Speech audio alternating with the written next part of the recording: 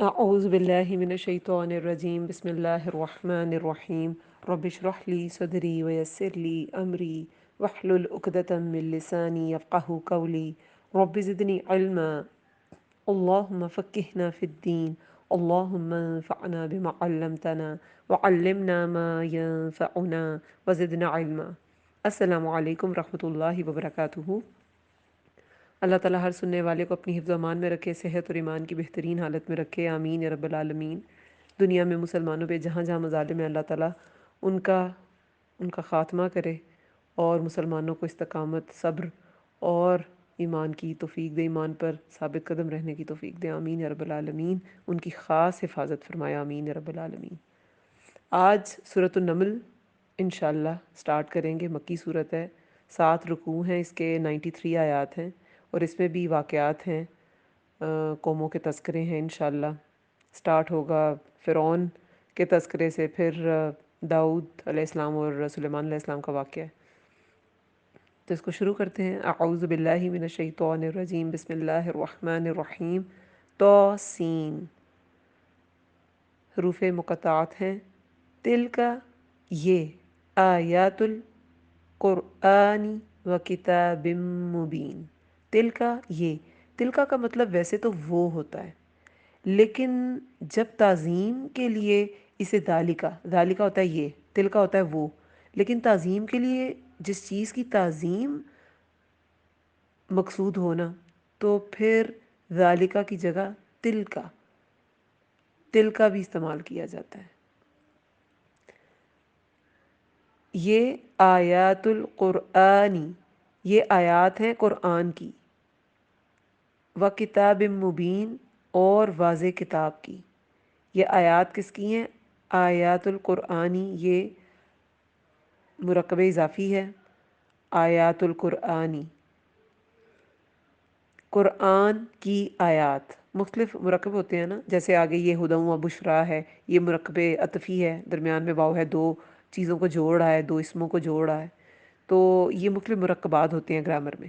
تو آیات القرآنی یہ آیات ہیں قرآن کی، جیسے انگلش میں پوزیسو ناؤن ہوتا ہے، جیسے علیز ہیئرز، یعنی کہ علی کے بال، اپوسٹرفی ایسا آتا ہے نا، یہ اسی طرح ہے۔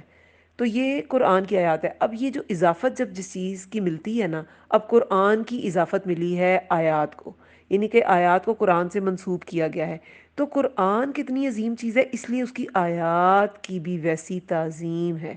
یہ ایک بیان کرنے کا ایک زبردست قسم کا انداز ہے۔ قرآن بھی کیا ہے؟ قرآن قاف را حمزہ اس کا روٹ ورڈ ہے۔ قرآن کا لفظی مطلب ہوتا ہے بہت زیادہ، قرات بھی اسی سے ہے نا، بہت زیادہ پڑھی جانے والی۔ اور آگے کیا ہے؟ کتاب، کتاب ہوتی ہے لکھی ہوئی چیز، کتاب مبین۔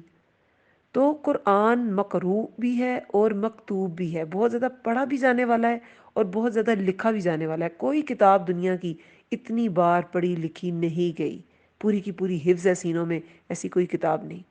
تو یہ آیات ایسے قرآن کی ہیں جو کہ پڑھا بھی بہت جاتا ہے اور لکھا بھی بہت گیا، اور کتاب مبین ہے، ایسی کتاب ہے جو لکھی گئی ہے اور وہ مبین ہے۔ مبین کیا ہوتا ہے؟ بین سے ہے نا، با یا نون، واضح کرنے والی ہے اور بیان کرنے والی ہے۔ کیا بیان کرنے والی ہے؟ واقعات کو بیان کرنے والی ہے، دلائل کو بیان کرنے والی ہے، حق اور باطل کا فرق کھول دینے والی ہے، کھول کر بیان کر دینے والی ہے۔ یہ ایسی کتاب ہے۔ یہ ان آیات کا جو سورہ نمل میں ہم پڑھیں گے، یہ اس کا تعارف اللہ تعالیٰ نے ایک زبردست انداز میں کرایا ہے کہ یہ آیات ہیں قرآن کی اور واضح کتاب کی۔ ہدی و بشریٰ، ہدایت اور خوشخبری ہے، مگر کس کے لیے؟ للمؤمنین۔ ایک دوسری جگہ قرآن میں کیا کہا گیا ہے کہ یہ شفا اور رحمت ہے، لیکن کن کے لیے؟ جو ایمان لائے ان کے لیے۔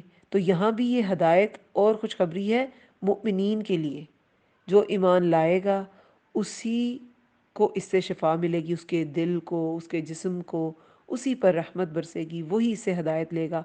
اور پھر جب اسے شفا، ہدایت، رحمت اس سے مل جائے گی، تبھی تو وہ خوشخبری ہوگی۔ تو یہ خوشخبری کن کے لیے ہوگی؟ للمؤمنین، ایمان لانے والوں کے لیے۔ کافروں کے لیے یہ خوشخبری نہیں ہے۔ ہدایت یہ کن کے لیے ہے؟ ہدی للمتقین، متقی لوگوں کے لیے جن کے دل میں اللہ کا ڈر ہوگا پھر یہ خوشخبری ہے. کافروں کو تو یہ ان کے شک میں بڑھاتی ہے، ان کی مریا میں، ان کے شک میں. اور پھر ایمان کی بات کی گئی کہ ایمان لانے والوں کو یہ فائدے، سارے فائدے. ویسے تو نان مسلمس بھی پڑھتے ہیں قرآن کو، ان کو تو نہ ہدایت ملتی ہے، نہ انہیں خوشخبری کوئی سمجھ آتی ہے اس کی، نہ ان پر رحمت ہوتی ہے. کیوں؟ کیونکہ ایمان نہیں ہوتا. لیکن ایمان صرف قلبی چیز نہیں ہے. قلبی چیز کیا ہوتی ہے؟ عقیدہ. عقیدہ قلبی چیز ہے. ایمان میں قول اور فعل دونوں داخل ہیں. صرف زبان کا اظہار اور دل سے مان لینا ایمان کو کمپلیٹ نہیں کرتا، اس میں عمل بھی آتا ہے. ایمان تینوں چیزوں کا مرکب ہے: زبان سے اقرار، دل کی آمادگی، اور عمل سے گواہی. یہ تینوں چیزیں ایمان میں داخل ہیں. تو پھر آگے کچھ عملی مظاہروں کا تذکرہ ہے کہ یہ ان کے لیے خوشخبری اور ہدایت ہے جو ایمان لائیں اور کیا کریں. الذین، وہ جو یقیمون الصلاۃ، قائم کرتے ہیں صلاۃ نماز، ویؤتون الزکاۃ، اور ادا کرتے ہیں زکوٰۃ، وہم، اور وہ بالآخرۃ، آخرت پر، ہم، وہ یوقنون، وہ یقین رکھتے ہیں.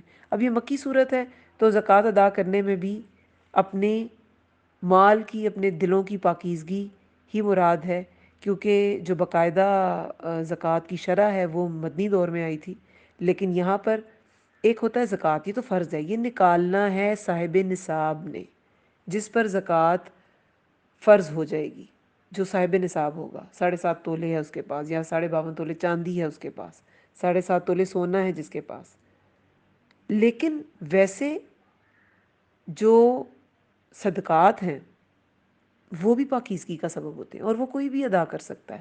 صاحب نصاب کوئی نہیں بھی ہے وہ بھی ادا کر سکتا ہے. تو اپنے دل کا تزکیہ، اپنے مال کا تزکیہ ضروری ہے. وہ جو قائم کرتے ہیں نماز اور وہ ادا کرتے ہیں زکوٰۃ، تو مال دینا وہ ضروری سمجھتے ہیں، اور نماز قائم کرنا، نماز قائم کرنے کی طرف توجہ ہے. اور وہ ہم پڑھ چکے ہیں کہ اس میں خشوع، خضوع، اس کے اوقات کا دھیان، یہ سب کچھ نماز قائم کرنے میں آتا ہے. اور صرف اپنی نہیں، لوگوں کو بھی تلقین کرنی ہے، قائم کرنی ہے. نماز کا ایک سسٹم قائم کرنا ہے کہ نماز پڑھی جائے، لوگوں کو پڑھائی جائے. تو نماز قائم کرنا، اپنے بھی خشوع خضوع کا دھیان رکھنا، دوسرے کے خشوع خضوع کا دھیان رکھنا، دوسرے کو موٹیویٹ کرنا، اس طرف لے کے آنا، اس کے اوقات کا دھیان رکھنا، اور اس کے سارے ارکان کا، اس کے سارے آداب کا، وضو کا، رکوع، سجود، قیام، تشہد، سب کا. جیسے کیا کہا جاتا ہے کہ سجدہ، رکوع، جلسہ اور قومہ یہ ایک جتنا ہوتا تھا نبی صلی اللہ علیہ وسلم کا، اور قیام اور تشہد وہ لمبا ہوتا تھا. اس میں تشہد میں دعائیں بہت پڑھتے تھے نبی صلی اللہ علیہ وسلم، اور قیام میں صورتیں لمبی لمبی پڑھی جاتی تھیں، اسپیشلی نوافل میں. تو یہ پھر یہ سب دھیان جو رکھنے ہیں نا، اور اوقات کے اور ہر چیز کے، وہ ہے نماز کو قائم کرنا اور زکوٰۃ ادا کرنا. اور وہ آخرت پر یقین رکھتے ہیں. آخرت پر یقین رکھنا کس قدر ضروری ہے ایمان لانے کے لیے.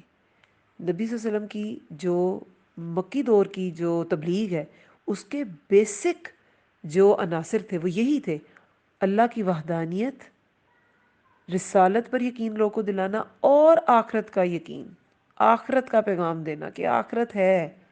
ہر انسان جو اس دنیا میں آیا ہے وہ مرے گا اور پھر زندہ کیا جائے گا، اور اپنے ہر اچھے برے عمل کا حساب دے گا. جس کو یہ والا یقین نہیں، جس کو آخرت کا یقین نہیں، وہ پھر کسی بھی چیز پر یقین نہ کرے. کیا فرق پڑتا ہے اللہ ہے کہ نہیں؟ کیا فرق پڑتا ہے موت کے بعد اگر جی اٹھنا نہیں، حساب دینا نہیں، تو کیا فرق پڑتا ہے اللہ کو مانے نہ مانے. آخرت پر یقین رکھنا بہت زیادہ ضروری ہے. غیب میں، یہ جو غیب پر ایمان لانا ہے نا، اس میں آخرت بہت زیادہ امپورٹنٹ ہے. اللہ تو ہے، اللہ بھی غیب ہے، لیکن اس کے بعد آخرت، پھر فرشتے وہ بھی غیب ہیں.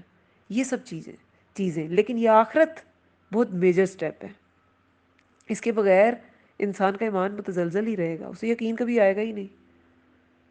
ان الذین، بے شک وہ لوگ جو لا یؤمنون، نہیں وہ ایمان لاتے، بالآخرتی، آخرت پر، زینا، مزین کر دیے گئے، مزین کر دیے، زینا ہم نے، زین کیا ہوتا ہے؟ مزین بھی اسی سے ہے، زا یا نون اس کا روٹ ورڈ ہے، کسی چیز کو زینت بخشنا۔ کس نے مزین کی؟ نا اینڈ پہ ہے ہم، اس کا مطلب ہے ہم مزین کر دیے ہم نے، لہم ان کے لیے، اعمالہم اعمال ان کے، فہم تو وہ، یعمہون وہ بھٹکتے پھرتے ہیں۔ آج جمعہ ہے، جس دن میں یہ میسج ریکارڈ کر رہی ہوں اس دن جمعہ ہے، اب جس دن اپلوڈ ہوگا اس دن واللہ عالم۔ تو جمعے کے دن یہ سورہ کہف ہم سب پڑھتے ہیں، اس میں کیا آتا ہے؟ سورہ کہف کی یہ جو آیت نمبر 103 ہے آئی تھنک، اس میں اللہ تعالیٰ فرماتے ہیں کہہ دیجئے کیا ہم تمہیں اعمال کے اعتبار سے سب سے زیادہ خسارہ پانے والے بتائیں؟ بالاخسرین اعمالا الذین، وہ لوگ، الذین ضل ضائع ہو گئی، اکارت ہو گئی، سعیہم سعی ان کی، کوشش ان کی، فی الحیات دنیا دنیا کی زندگی میں، جو انہوں نے دنیا کی زندگی کی صحیح کی نا، وہ اکارت گئی، وہم جبکہ وہ، یحسبون حساب سے ہے نا، حساب کتاب لگاتے ہیں، سمجھتے ہیں، جبکہ وہ سمجھتے ہیں، انہم کہ بے شک وہ، یحسنون وہ کر رہے ہیں، وہ اچھے کر رہے ہیں، صنعا کام، یحسنون صنعا وہ اچھے کام کر رہے ہیں۔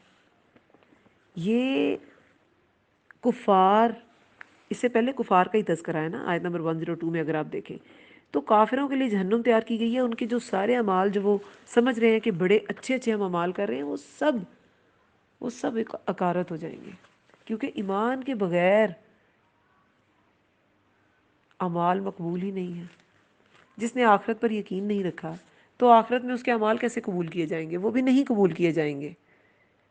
تو جو آخرت کے لیے عمل نہیں کرتا، دنیا کی جتنی مرضی ڈگریاں اس کے پاس ہیں، اس کی جتنی مرضی اچیومنٹس ہیں، اس نے پورا امپائر کھڑا کیا ہوا ہے، محل میں رہتا ہے، گاڑیاں بے شمار ہیں، مگر آخرت کی نیت سے عمل کرنا آخرت میں فائدہ دے گا۔ اس کی دنیا کی اچیومنٹس اسے دنیا میں تو فائدہ دیں گی، آخرت میں نہیں دیں گی۔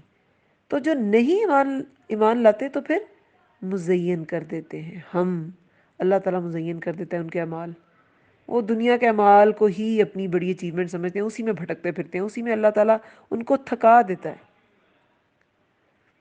شیطان تو مزین کرتا ہی ہے، اللہ تعالیٰ بھی مزین کر دیتے ہیں۔ شیطان کیا کرتا ہے؟ یہ اس کا حربہ ہے نا، شیطان کا ایک بہت بڑا ہتھ کنڈا ہے کہ وہ برے مال مزین کر دیتا ہے، مگر یہاں پر اللہ تعالیٰ فرما رہے ہیں کہ ہم مزین کر دیتے ہیں تاکہ آخرت میں مزید ان کو خسارہ ہو، یہ مزید خسارہ اٹھائیں، مزید عذاب سے دوچار ہوں، وہ توبہ ہی نہ کر سکیں، ورنہ توبہ والے کے تو اعمال درست ہو جائیں گے اور پھر اس کی دنیا بھی سنور جائے گی، آخرت بھی سنور جائے گی۔ لیکن جو دنیا میں ہی کھو جاتے ہیں نا، تو پھر اللہ تعالیٰ بھی مزین کر دیتے ہیں ان کے اعمال، وہ اسی میں بھٹکتے پھرتے ہیں۔ اولئک الذین، یہی لوگ ہیں، الذین وہ جو، لہم ان کے لیے، سوء العذاب برا عذاب ہے، وہم اور وہ، فی الآخرتی آخرت میں، ہم الاخسرون وہی سب سے زیادہ خسارے والے ہیں، سب سے زیادہ خسارہ انہی کو ہوگا اور سب سے زیادہ عذاب بھی انہی کو ہوگا۔ ایسے لوگ جو اپنی دنیا کی کوششوں میں غرق رہتے ہیں، ان کے لیے برا عذاب ہے اور آخرت میں خسارہ، کیونکہ دنیا کے تو چیزیں اس شخص کے کام آئیں گی نہیں، تو پھر خسارہ ہی خسارہ ہے۔ وَإِنَّكَ اور بے شک آپ، لَتُلَقَّ الْقُرْآنَ، لا البتہ، تلقہ تلقین سے ہے نا، تلقہ آپ دیے جاتے ہیں، آپ تلقین کیے جاتے ہیں۔ تلقی کیا ہوتا ہے؟ تھوڑا تھوڑا ڈالنا، جیسے استاد سبق تھوڑا تھوڑا کر کے سکھاتا ہے نا، وہ تلقین سے ہے یہ تلقہ، آپ دیے جاتے ہیں قرآن، من لدن پاس سے، من ہوتا ہے سے، اور لدن پاس سے، یہ ظرف مکان بھی ہے اور ظرف زمان بھی ہے، یہاں پہ یہ ظرف مکان کے لیے استعمال ہوا ہے کہ اللہ کے پاس سے دیے جاتے ہیں۔ اور اللہ تعالیٰ نے اپنا کون سا نام یہاں ذکر کیا ہے؟ حکیم علیم، بہت حکمت والے، بہت علم والے کے، حکیم الگ صفت، علیم الگ صفت، اور تلقا کا روٹ ورڈ جو ہے وہ لام قوف یا ہے۔ البتہ آپ دیے جاتے ہیں القرآن، قرآن، من لدن، پاس سے، حکیم علیم، بہت حکمت والے، بہت علم والے کے، کہ جس نے آپ کو یہ قرآن آپ پہ القا کیا، آپ کو تھوڑا تھوڑا سکھایا، آپ کو تلقین کی اس کی، یہ اللہ کی حکمت ہے کہ اس کو ایسے ہی سکھانا تھا۔ جیسے یہ جو قریش تھے، مکہ والے تھے، کافرین، کفار مکہ، وہ کیا کہتے تھے، یہ بارگی کیوں نہیں اتر گیا؟ تو یہ اللہ کی حکمت ہے کہ یہ ایسے ہی اترنا تھا۔ یہ سب سے زیادہ علم والا ہی جانتا ہے کہ اس علم کو اتارنے کی حکمت کیا ہونی چاہیے، انسان نہیں جانتا۔ جس نے یہ کتاب اتاری ہے، اس کو دلوں میں ڈالنے، دلوں میں اتارنے، اس پر عمل کرانے کی حکمت بھی اللہ ہی کے پاس تھی، اور اللہ ہی سے وہ حکمت آئی۔ اللہ نے بتدریج قرآن کو اتارا تاکہ لوگ اس کو آسانی سے اپنا سکیں، اس کو جذب کر سکیں، اس پر عمل کر سکیں۔ اور بے شک آپ، البتہ آپ دیے جاتے ہیں قرآن پاس سے، بہت حکمت والے، بہت علم والے کے۔ اذ جب، قولا کہا، موسیٰ، موسیٰ علیہ السلام نے، لِأَهْلِهِ اپنے گھر والوں سے، انی بے شک میں، آنستو دیکھی ہے میں نے، نارا ایک آگ، سآتیکم عنقریب میں لاؤں گا تمہارے پاس، منہا اس میں سے، بخبر کوئی خبر، او یا آتیکم میں لاؤں گا تمہارے پاس، بشہاب قبس ایک انگارہ، قبس جلتا ہوا،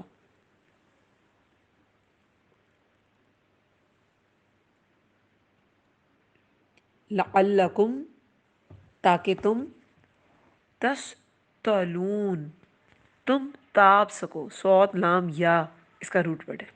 ابھی موسیٰ علیہ السلام کا قصہ دوبارہ یہاں ذکر ہے۔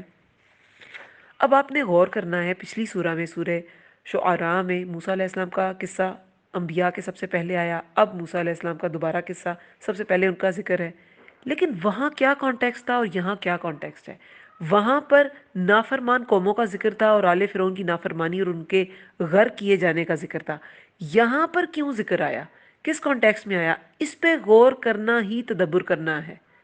مکی دور کی صورتوں پہ یہ تدبر ہی ساری بات ہے، ورنہ واقعات یہی ملیں گے، آخرت کے تذکرے ملیں گے، اللہ تعالیٰ کی وحدانیت پہ دلائل ملیں گے، قرآن کی حقانیت پہ دلائل ملیں گے، لیکن ان پہ تدبر کرنا، آیات ملتی جلتی ہیں، ان کے جو معنی اور مفہوم ہیں ملتے جلتے ہیں، مگر ہر ایک پر تدبر ڈیفرنٹ ہے، کانٹیکسٹ ڈیفرنٹ کانٹیکسٹ میں نازل ہوئی ہیں۔ یہ وہ واقعہ کا وہ پارٹ ہے موسیٰ علیہ السلام کے، جب وہ بنی اسرائیل کو آزاد کرا کے چلے گئے۔ پہلے تو دیکھیں ہم نے کیا پڑھا تھا، جب موسیٰ علیہ السلام مصر میں رہتے تھے اور ان سے قتل ہو گیا اور وہ چلے گئے مدین، پھر مدین سے واپسی پر انہیں اللہ تعالیٰ نے ید بیضا اور 9 نشانیاں دی تھی۔ ید بیضا اور عصا جو ہے وہ بار بار ان کی بات آتی ہے، 9 نشانیاں تھی البتہ، وہ دیا، اور اس کے ذریعے انہوں نے فرعون کو قائل کرنے کی کوشش کی، پھر جادوگروں کو بلایا گیا، اور پھر موسیٰ علیہ السلام کے جو معجزات اللہ نے انہیں دیے، جادوگر اس کو پہچان گئے اور سجدے میں گر گئے، لیکن فرعون نہیں پہچانا، اور ایسے متکبر پہچانتے بھی نہیں ہیں جب تک ان کو موت نہ آ جائے، جیسے ابو جہل تو موت پہ بھی نہیں پہچانا تھا۔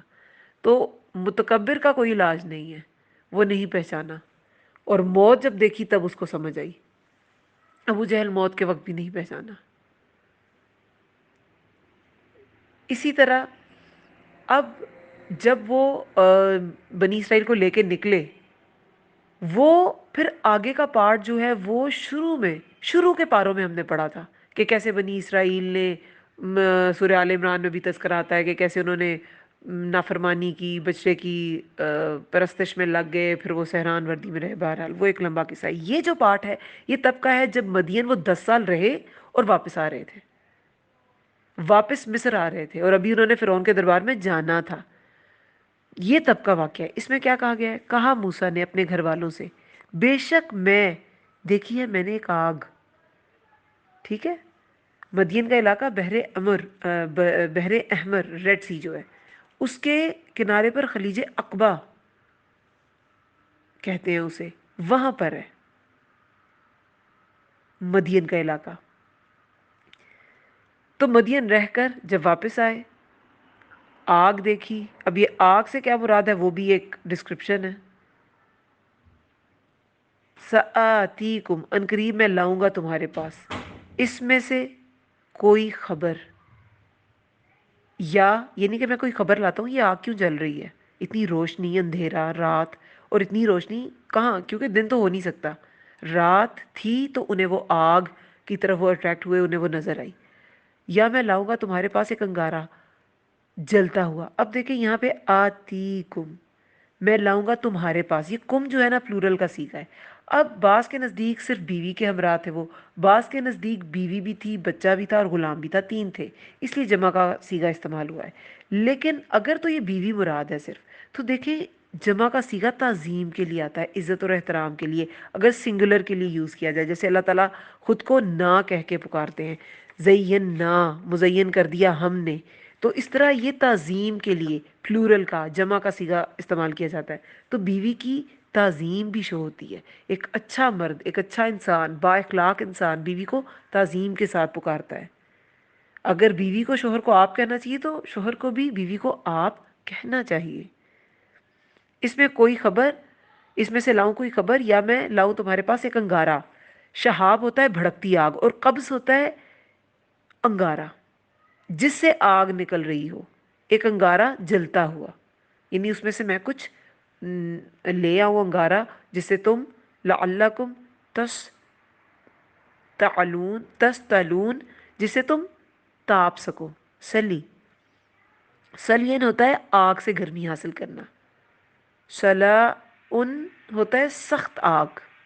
کچھ لوگ صلات، یہ جو نماز ہے اس کا بھی روٹ ورڈ کہتے ہیں کہ وہ بھی یہی ہے، صوت لام یا ہی ہے. صوت لام واو بھی کیا جاتا ہے، لیکن صوت لام یا بھی کیا جاتا ہے کیونکہ نماز بھی گناہوں کو جلاتی ہے. تو بعض کہتے ہیں کہ اس کا بھی روٹ ورڈ یہی ہے. اب یہاں پر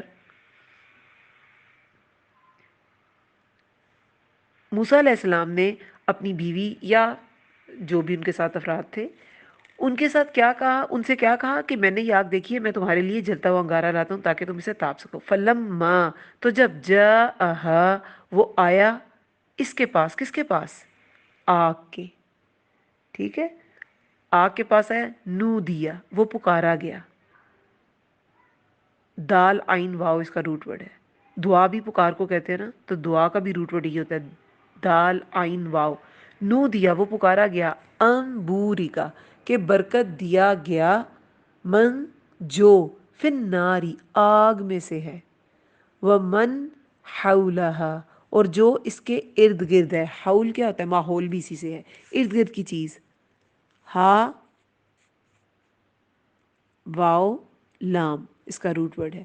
وَسُبْحَانَ اللَّهِ، اور پاک ہے اللہ، رب العالمین، جو رب ہے تمام جہانوں کا. اب یہاں پر جب وہ آگ کے پاس آئے، اس میں النار، وہ آئے تو پھر وہ پکارے گئے کہ برکت دیا گیا جو آگ میں ہے اور جو اس کے ارد گرد ہے. اب اس میں فن نار اور حولہا، آگ میں اور اس کے ارد گرد حول، اس سے کیا مراد ہے؟ اس میں کچھ رائے ہیں ڈفرینٹ. پہلی ایک تو رائے یہ ہے کہ فن نار سے مراد جو آگ میں ہے، یعنی کہ موسیٰ علیہ السلام آئے نا آگ کی طرف، تو وہ مراد ہے کہ موسیٰ علیہ السلام کو برکت دی گئی. ظاہر ہے نبوت یہیں پر ملی تھی انہیں، ابھی تو رات نہیں ملی تھی، لیکن نبوت انہیں مصر واپس لوٹنے سے پہلے اسی جگہ مل گئی تھی، وادی طوا میں.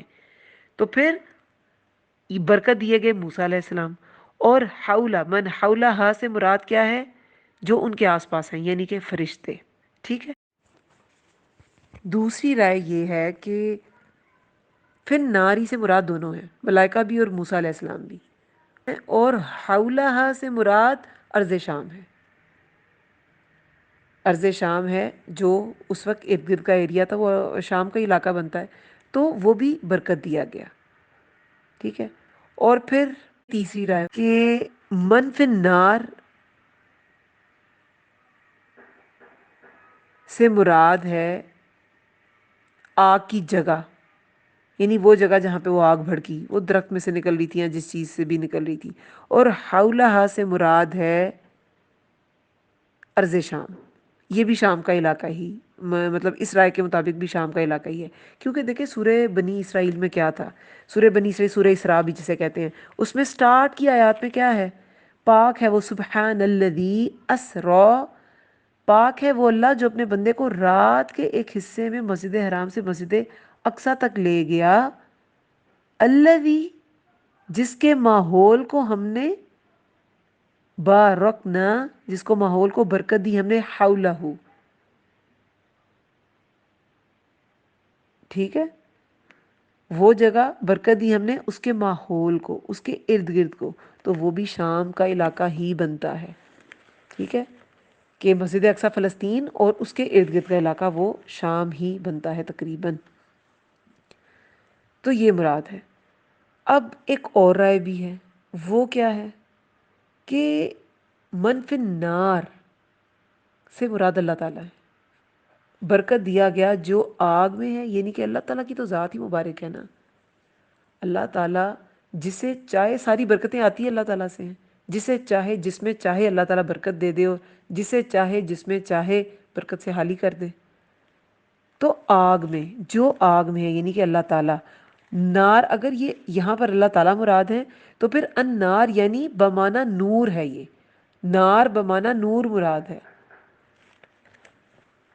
اور اللہ کی ذات، لیکن اللہ کی ذات کسی چیز میں حلول نہیں کر سکتی، حل نہیں ہو سکتی، ورنہ تو یہ ہندوؤں کا عقیدہ، وہ آگ ہم نے یہ مراد نہیں لینا کہ وہ آگ جو ہے اس وقت اللہ تعالیٰ تھے، نہیں، یا آگ میں اللہ تعالیٰ چلے گئے، یہ ان کا ایک مظہر، ایک جلوہ ضرور ہے، مگر وہ آگ بذات خود وہ اللہ تعالیٰ کا کوئی، اللہ تعالیٰ کی کوئی فارم نہیں ہے، ورنہ تو یہ ہندوؤں کا عقیدہ بھی ایسے ہی ہے کہ ہم یہ جو مورتیاں ہیں بناتے ہیں تو اس میں ہماری عقیدت کی وجہ سے، وہ ورڈ یوز کرتے ہیں شردھا، اس کی وجہ سے اس میں جو ہمارے بھگوان ہیں، ہمارے جو گاڈز ہیں، وہ اس میں اندر حلول کر جاتے ہیں، اس میں آ جاتے ہیں، مورتیاں ان کو بھی سمجھ آتی ہے کہ ہم اپنے ہاتھ سے بنا رہے ہیں، تو رب کسی چیز میں حلول نہیں کر سکتا، رب تعالیٰ، اللہ تعالیٰ کسی چیز میں حلول نہیں کر سکتا، بمانا نور استعمال ہوا ہے کہ یہ نور اللہ تعالیٰ کی ایک تجلی ہے، ایک اللہ تعالیٰ کا مظہر ہے،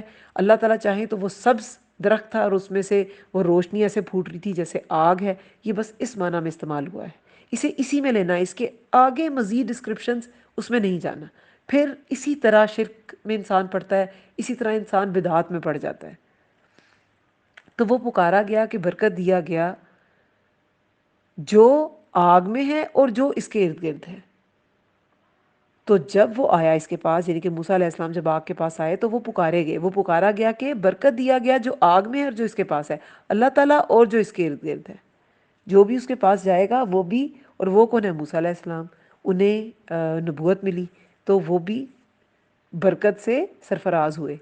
پھر آگے کیا کہا گیا اللہ تعالیٰ کی طرف سے؟ وَسُبْحَانَ اللَّهِ رَبِّ الْعَالَمِينَ۔ دیکھیں حدیث میں آتا ہے، ربیہ بن کعب اسلمی کہتے ہیں کہ وہ رسول اکرم صلی اللہ علیہ وسلم کے دروازے کے قریب رات گزارتے تھے، وہ رات کے وقت رسول اللہ صلی اللہ علیہ وسلم کو کافی دیر تک یہ پڑھتے ہوئے سنتے، کیا؟ سبحان اللہ رب العالمین۔ پھر نبی صلی اللہ علیہ وسلم فرماتے سبحان اللہ و بحمدہ۔ تو یہ کیسا کلام ہے، یہ سبحان اللہ رب العالمین کے بارے میں کی فضیلت میں یہ روایت آتی ہے، ٹھیک ہے۔ تو بات یہ ہے کہ سبحان اللہ رب العالمین کہا گیا موسیٰ علیہ السلام کو، کیوں کہا گیا؟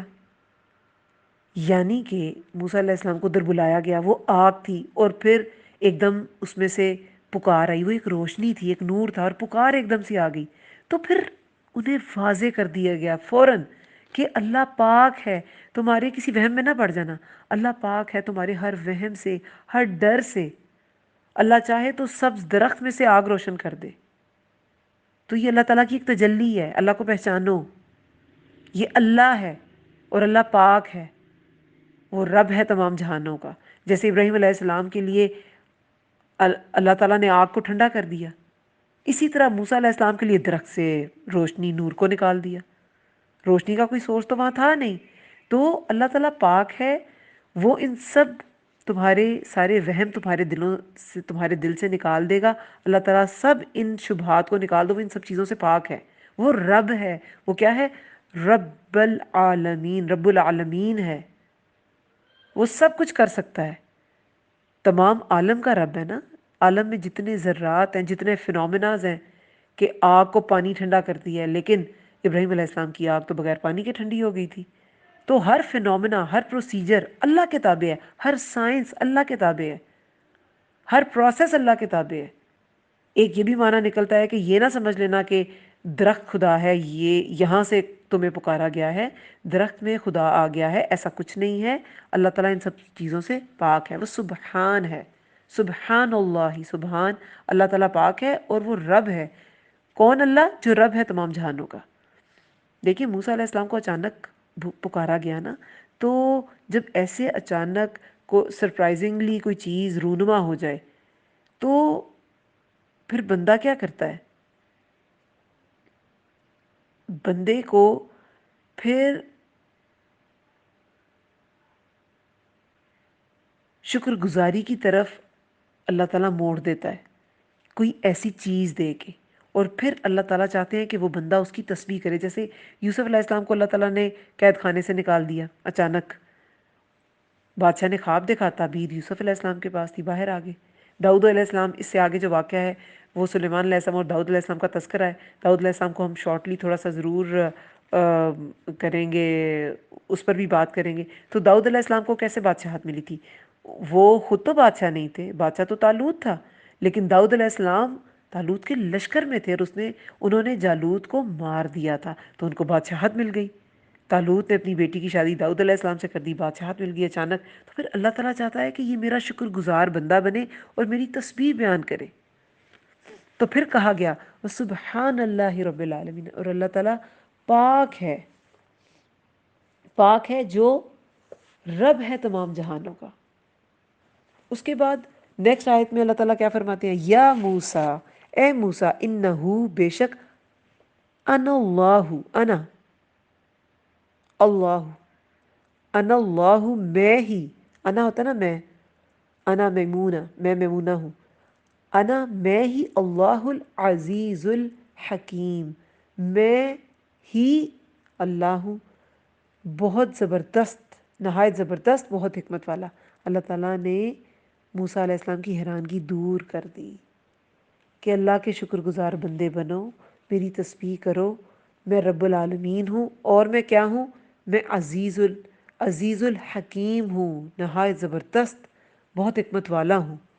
وَعَلْقِي، اور ڈال دے، عصاک، لاٹھی اپنی، فلما، تو جب، رآہا، اس نے دیکھا اسے، یعنی کہ لاٹھی کو، تہتز، کہ وہ حرکت کر رہی ہے، ہا زا زا اس کا روٹ ورڈ ہے، کہ وہ حرکت کرتی ہے، کأنہا، گویا کہ وہ، کا حرف تشبیہ ہے، انا بے شک، ہا وہ، کہ بے شک وہ، گویا کہ وہ، کأنہا، گویا کہ وہ، جان واللہ، سانپ ہے، جان کہتے ہیں سانپ کو۔ قرآن میں یہ موسیٰ علیہ السلام کا جو عصا سانپ بن جاتا ہے، سانپ کے لیے نا 3 طرح کے ورڈز تو ہم نے ابھی آگے پیچھے پڑھے ہیں، ٹھیک ہے؟ حیا عام سانپ کو کہتے ہیں، ثعبان استحا کو کہتے ہیں، جان پتلا لیکن پھرتیلا سانپ، وہ ہوتا ہے جان، گویا کہ وہ سانپ ہے۔ واللہ، وہ منہ موڑ گیا، مدبرا ولم، پیٹھ پھیرتے ہوئے، واللہ، وہ منہ موڑ گیا۔ کون منہ موڑ گیا؟ موسیٰ علیہ السلام ڈر گئے۔ اس سے پتہ چلتا ہے کہ انبیاء عالم الغیب نہیں ہوتے، وہ ڈر گئے تھے۔ یہ ڈر بھی ایک فطری چیز ہے جو انبیاء میں بھی ہوتی تھی، یہ وہ ڈر ہے جو ایک جبلت میں اللہ تعالیٰ نے رکھ دیا۔ سانپ کو دیکھ کے ڈر لگتا ہے، اور کوئی بہت زیادہ تیز دھار ہے کسی چیز کی تو وہ آپ کو کاٹتے کاٹتے آپ میں احتیاط ہوگی، آپ میں اس کا ایک ڈر ہوگا جو طبعی ایک ڈر ہے، یہ وہ اس کی بات ہے۔ تو گویا کہ وہ سانپ ہے، وہ منہ موڑ گیا، یعنی کہ موسیٰ علیہ السلام منہ موڑ گئے، مدبرا، پیٹھ پھیرتے ہوئے، منہ بھی موڑ لیا پیٹھ بھی پھیر لی، یعنی کہ ڈر کے فوراً بھاگنے کی ولم اور نہ یعقب اس نے پیچھے مڑ کے دیکھا۔ اس سے پتہ چلتا ہے کہ پیغمبر بھی ڈر جاتے تھے، وہ عالم الغیب نہیں ہوتے تھے، وہ مافوق الفطرت ان میں چیزیں نہیں ہوتی تھی سوائے اس کے کہ جو اللہ تعالیٰ ان کو معجزات دینا چاہے وہ، اور نہ اس نے پیچھے مڑ کے دیکھا، یعنی کہ ڈر کے چہرہ بھی پلٹ گیا اور پیٹھ بھی موڑ لی اور پیچھے پیچھے پھر مڑ کے نہ دیکھا۔ پھر بلایا گیا یا موسیٰ، اے موسیٰ لا تخف نہ تم ڈرو، انی بے شک میں لا یخاف نہیں ڈرا کرتے لدی میرے پاس، لدی المرسلون میرے پاس رسول۔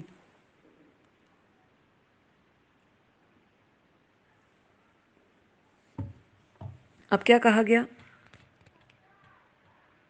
بے شک میں،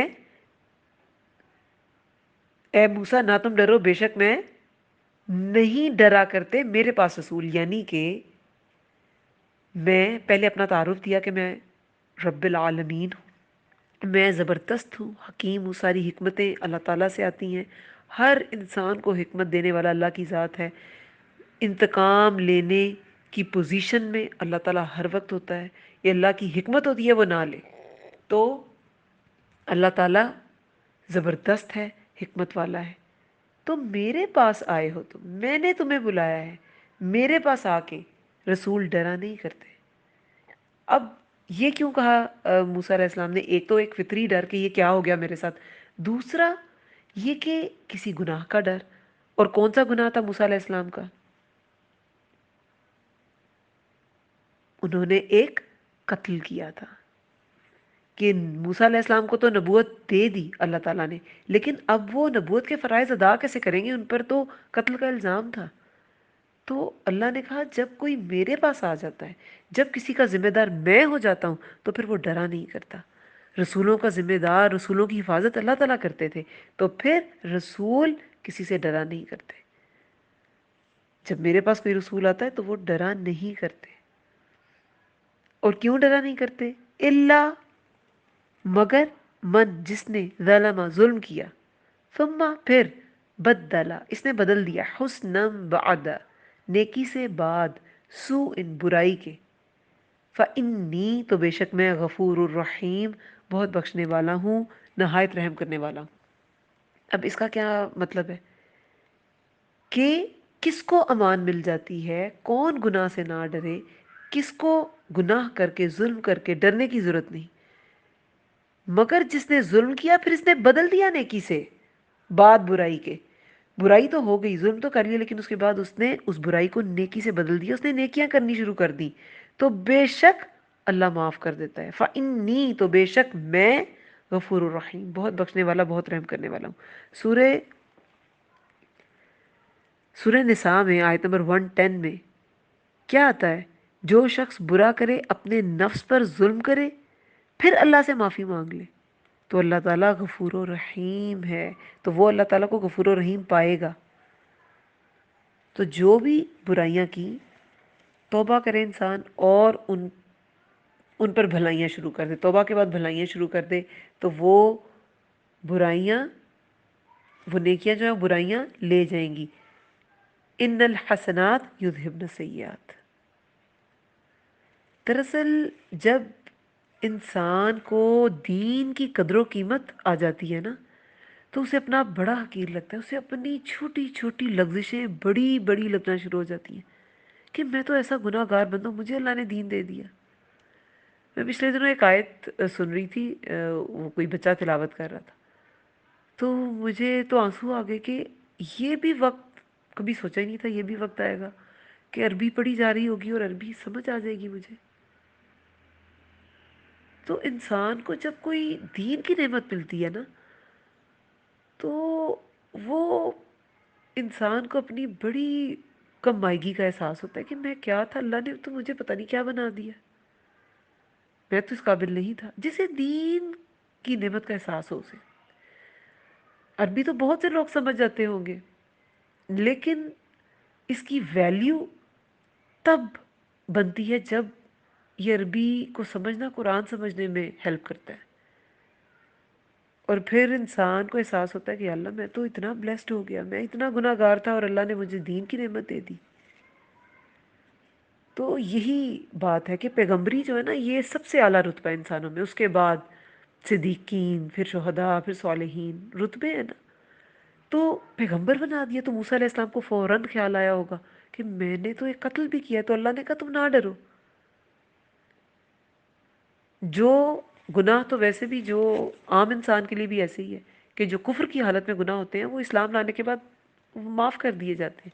اور اگر نیکیاں کی، اس میں انسان استقامت اختیار کیے رکھی اس نے جو کفر کی توبہ کی تھی اور پھر اس نے نیکیاں بھی کرتا رہا، تو پھر وہ برائیاں بھی اچھائیاں نیکیاں بن جاتی ہیں. تو یہ اللہ غفور الرحیم، یہ اس بات کو شو کرتا ہے کہ اللہ غفور الرحیم ہے. تو اللہ نے انہیں تسلی دی ہے کہ جس نے ظلم کیا پھر اس نے بدل دیا نیکی سے بعد برائی کے بعد اسے نیکی سے بدل دیا. فَإِنِّي غفور الرحیم، تو اللہ تعالیٰ بخشنے والا، نہایت رحم کرنے والا ہے. وَأَدْخِلْ، اور داخل کر دے، یدک، ہاتھ اپنا، فی جیبی کا. جیب ہماری کہاں ہوتی ہے؟ جینٹس کی گریبان کے پاس ہوتی ہے نا. تو جیب گریبان کے لیے بھی استعمال ہوتا ہے. اپنے گریبان میں، اور داخل کر دے ہاتھ اپنا اپنے گریبان میں. تخرج، تخرج، تخرج وہ نکلے گا، خارا جیم اس کا روٹ ورڈ ہے، بیضاء سفید، چمکتا ہوا. یہ مونس کا صیغہ ہے، بیضاء. الف کے بعد حمزہ ہے نا، تو یہ مونس کی نشانی ہے، اس کی علامت ہے. الف مکسورہ، الف ممدودہ. الف مکسورہ تو کھڑی زبر کو کہتے ہیں نا، اور تائے مربوطہ، یہ تین نشانیاں ہوتی ہیں مونس کی. تو یہ سفید چمکتا ہوا جو ہے وہ، یہ مونس کیوں یوز کیا ہے؟ کیونکہ ید جو ہوتا ہے نا وہ ہاتھ، وہ مونس ہوتا ہے. مونس اس لیے ہوتا ہے کیونکہ جو پیر میں ہے نا آپ کے اعضاء، وہ مونس ہوتے ہیں. یہ رول ہے، سمائی مونس ہے. ویسے ید میں کوئی نشانی نہیں ہے مونس کی، لیکن سمائی مونس ہے.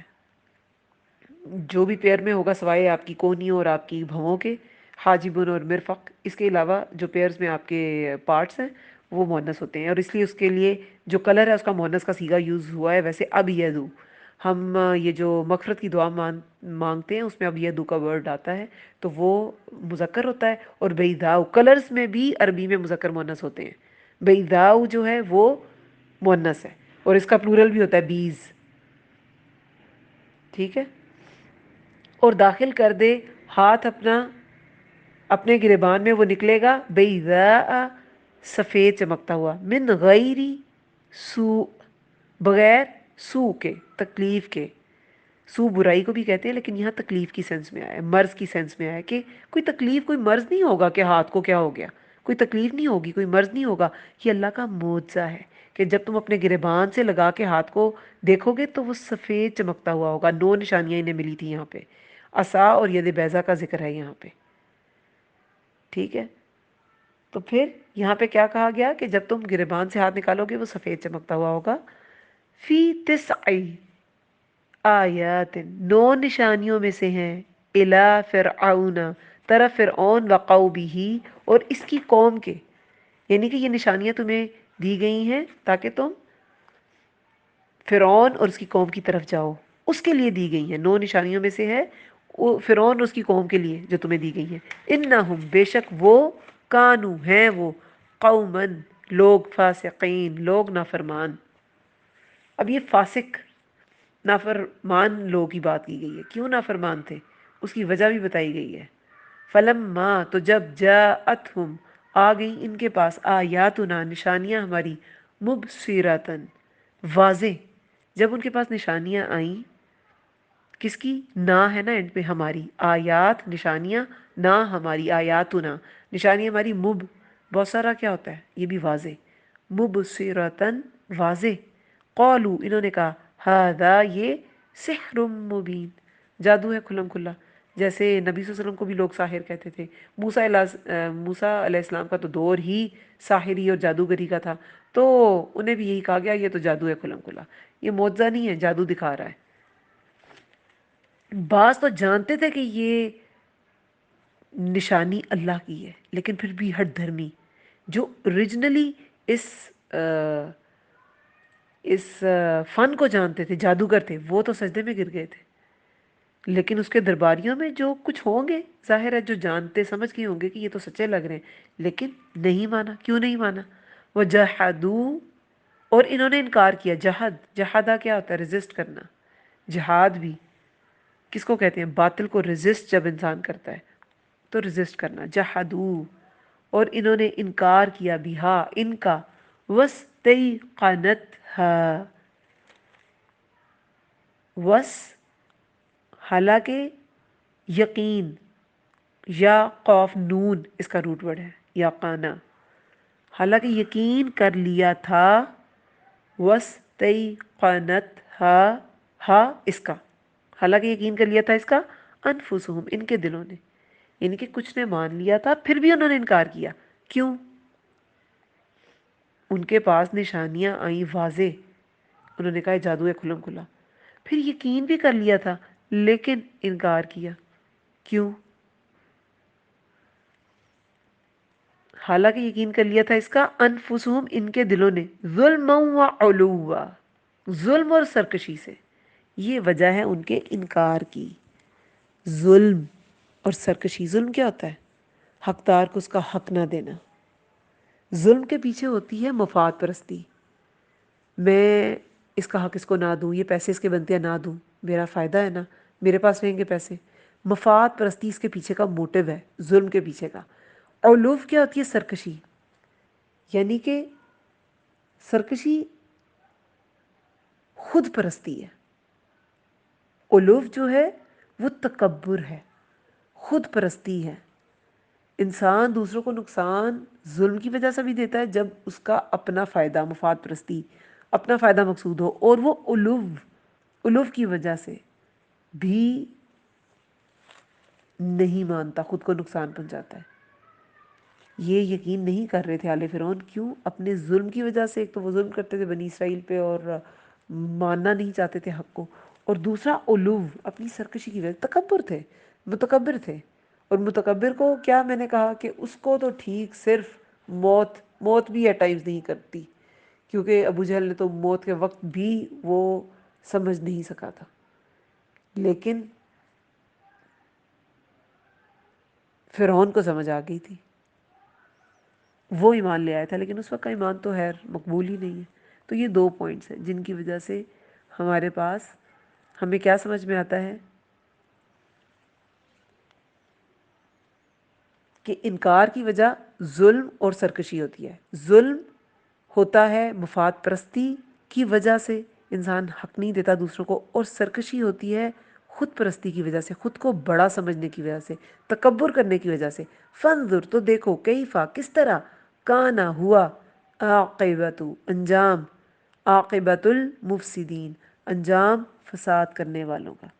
اب اللہ تعالیٰ کیا فرما رہے ہیں کہ دیکھو جس نے یہ دو چیزیں کی نا، دیکھو میں نے اس کا انجام کیسا کیا. یہ جو فساد کرنے والے تھے ان کا میں نے انجام کیسا کیا. تو فساد کیا ہوتا ہے؟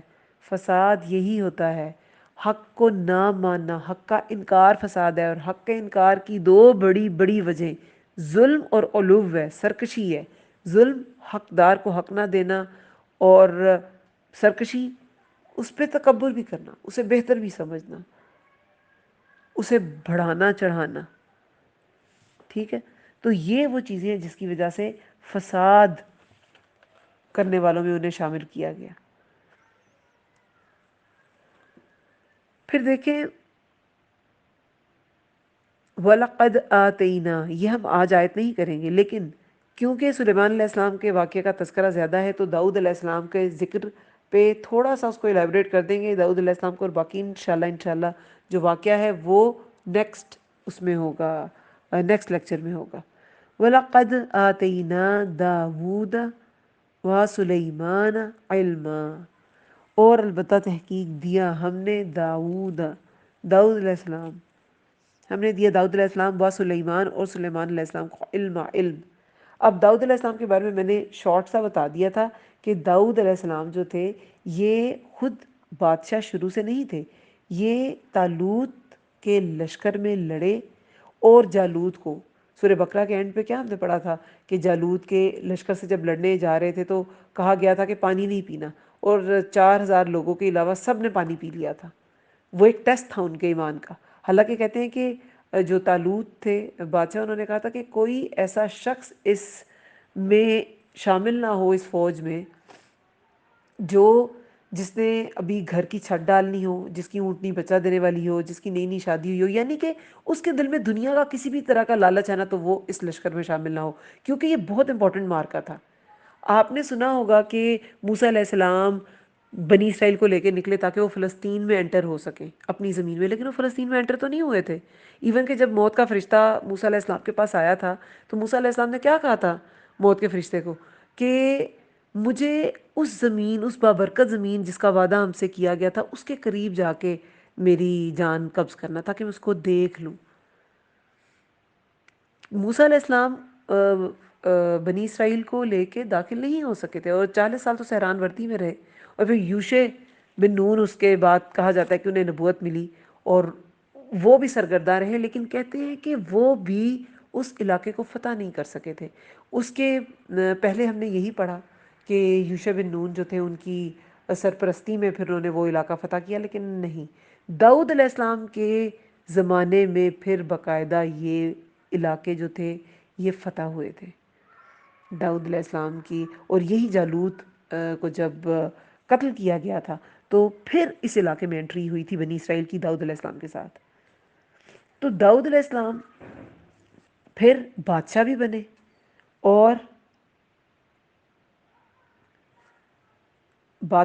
اور ان کو نبوت بھی ملی۔ داؤد علیہ السلام جو تھے نا، وہ جسم ان کا بہت مضبوط تھا، لیکن قد ان کا کہتے ہیں کہ اتنا زیادہ نہیں تھا۔ داؤد علیہ السلام کے 6 اور بھائی بھی تھے، قد بہت زیادہ نہیں تھا، اور جب بھی کہتے ہیں کہ جالوت نے پکارا مقابلے کے لیے، تو ہر بار داؤد علیہ السلام ہی آئے، تو وہ دوبارہ پکارتا تھا کہ تو چھوٹا سا ہے اور اسے اپنے ہم پلہ وہ نہیں سمجھ رہا تھا، لیکن داؤد علیہ السلام نے ہی اسے قتل کیا۔ تو وہ طاقتور انسان تھے، اور کیا انہیں ملا تھا؟ ان کے ہاتھ میں لوہا نرم ہو جاتا تھا، یہ بھی ان کو ایک خاص عطا تھی۔ اور داؤد علیہ السلام کے 19 بیٹے تھے، لیکن سلیمان علیہ السلام کو ان کا وارث بنایا گیا، انہیں نبوت اور بادشاہت ملی۔ حالانکہ سلیمان علیہ السلام جو تھے وہ داؤد علیہ السلام کے سب سے چھوٹے بیٹے تھے۔ ٹھیک ہے، تو اللہ تعالیٰ نے انہیں ان دونوں کو چنا ایز اے نبی، ان کو علم بھی دیا۔ حدیث میں کیا آتا ہے؟ اللہ تعالیٰ تم میں ایمان والوں کے درجے بلند کرتا ہے، اور ان میں یعنی کہ ایمان والوں میں جو علم والے ہیں ان کے درجے مزید بلند کرتا ہے۔ تو علم ایک درجہ ہے۔ سلیمان علیہ السلام کو کیا علم دیا گیا؟ وہ ایک ڈیٹیل ہے کہ ان کو بھی بہت سے انہیں چیزوں سے نوازا گیا۔ سلیمان علیہ السلام کو، جیسے یہ سورہ نمل ہے، اس میں چونٹیوں کا ذکر آئے گا کہ انہیں چونٹیوں کی بولی بھی سمجھتے تھے، اور اس کے علاوہ جنات جو تھے وہ ان کو قابو کر سکتے تھے، جنات کو سلیمان علیہ السلام۔ پھر پرندوں کو انہوں نے سراغ رسانی سکھائی ہوئی تھی، اور وہ قاصد کا کام بھی لیتے تھے پرندوں سے۔ تو اس کا کیا مطلب ہے کہ پرندوں میں، جس ہوا میں بھی ان کی بادشاہت تھی، یعنی کہ فضائی فوج بھی تھی ان کے پاس، پھر ان کے پاس زمینی فوج بھی تھی، اور کہتے ہیں کہ ایک بری فوج، یعنی کہ اور ایک بحری بیڑا بھی انہوں نے تیار کر رکھا تھا، یعنی کہ سمندروں میں بھی ان کی بادشاہت، ان کی دعا بھی تھی کہ مجھ جیسی بادشاہت کسی کو نہ ملے۔ تو ایسے ہی ہوا، جیسی بادشاہت سلیمان علیہ السلام کی تھی، کسی نبی کو یا کسی بادشاہ کو ویسی بادشاہت نہیں ملی۔ داؤد علیہ السلام کے اپنے فضائل تھے، وہ جب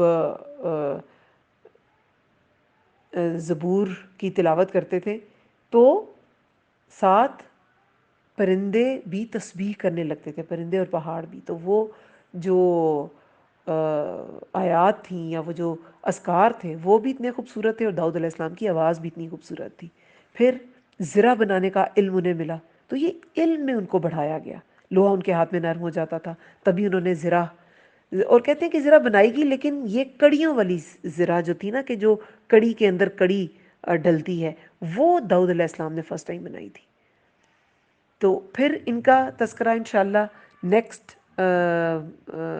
لیکچر میں ہوگا انشاءاللہ. اور یہ بات آپ نے اب اس پہ دیکھیں، تدبر ضرور ہم نے کرنا ہے کہ پچھلی سورہ میں، سورہ شعراء میں، موسیٰ علیہ السلام کا واقعہ سب سے پہلا آیا اور اس کے بعد ابراہیم علیہ السلام کا واقعہ آیا. ٹھیک ہے، کیوں؟ کیونکہ ان دونوں کی قومیں نافرمان تھیں. اب یہاں پر فرعون کی بات کی گئی اینڈ پہ کہ وہ لوگ نافرمان تھے، اور پھر کیا انجام ہوا فساد کرنے والوں کا، مفسدین کا، غرق کر دیا گیا انہیں. اور پھر آگے داؤد علیہ السلام اور سلیمان علیہ السلام کا ذکر آ گیا کہ انہیں ہم نے اکثریت پر فضیلت دی، انہیں علم دیا. اور آگے ہم پڑھیں گے انشاءاللہ کہ وہ پرندوں کی بولی اور انہیں بادشاہت ملی اور یہ سب کچھ ان کے پاس تھا. یہ ایک چیز یہاں تدبر کرنے کی یہ ہے کہ پہلے کانٹیکس تھا نافرمان قوموں کا، اب بادشاہوں کا کمپیریزن ہے. پہلے فرعون جو تھا وہ نافرمانوں کی لسٹ میں تھا کہ نافرمانوں کا اللہ تعالیٰ کیا حال کرتے ہیں. حود علیہ السلام کی قوم کا کیا حال ہوا، صالح علیہ السلام کی، شعیب علیہ السلام کی، ان سب کی قوموں کا، لوط علیہ السلام، لوط، نوح، ابراہیم اور موسیٰ علیہ السلام، ان سب کی قوموں کا کیا حال ہوا. اب یہ فرعون تو غرق کر دیا گیا. اس کے بعد داؤد علیہ السلام اور سلیمان علیہ السلام کیسے بادشاہ تھے؟ بادشاہت تو انہیں بھی ملی، لیکن ان میں ظلم و علو نہیں تھا، ظلم اور سرکشی نہیں تھی. اس لیے یہ اللہ کے محبوب بادشاہ تھے، انہیں نبوت بھی ملی. تو بادشاہت بری چیز نہیں ہے. جیسے پیچھے ہم نے کیا پڑھا کہ وہ جو شاعری تھی وہ بری نہیں تھی، اسی طرح یہاں کیا تدبر ہے؟ ہم کیا تدبر کریں گے کہ بادشاہت بری نہیں ہے. فرعون بھی بادشاہ تھا تو داؤد علیہ السلام اور سلیمان علیہ السلام بھی بادشاہ تھے. لیکن بات یہ ہے کہ جس دل میں اللہ کا ڈر ہے وہ ہر چیز، ہر نعمت جو اسے ملے گی اسے اللہ کی راہ میں لگا دے گا. جس دل میں اللہ کا ڈر نہیں ہے وہ ہر آسائش کو اللہ کی سرکشی میں استعمال کرے گا، اور وہ اس کے لیے نعمت نہیں ہوگی، اس کے لیے وبال ہوگی. تو باقی انشاءاللہ ہم نیکسٹ لیکچر میں داؤد علیہ السلام اور سلیمان علیہ السلام کا جو تذکرہ ہے وہ اس کو کور کریں گے انشاءاللہ. اللہم ارزقنی یتفکر و تدبر لما یتلوہ لسانی من کتابک والفہم له والمعرفت بمعانیہ والنظر فی عجائبہ والعمل بذلک ما بقیت انک علی کل شیء قدیر.